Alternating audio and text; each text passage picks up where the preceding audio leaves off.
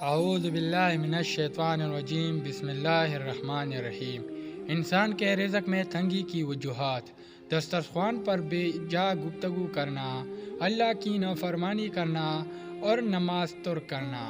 شیخ Saadi علی رضی اللہ تعالیٰ عنہ نے فرمایا، 3 چیزیں ایمان کو تباہ کر دیتی ہے۔ نمبر 1، امیروں کی محفل۔ نمبر 2، جاہلوں سے بحث۔ نمبر 3، عورتوں کی صحبت۔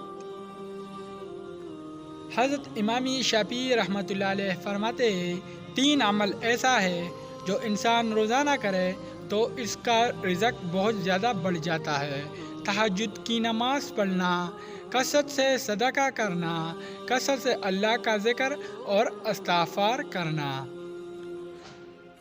جو شخص اپنی موت میں تاخیر چاہتے ہو اور چاہتے ہو کہ اس کے رزق میں اضافہ ہو تو اسے چاہیے کہ وہ صلہ رحمی کرے۔ حضرت امام حسین رضی اللہ تعالیٰ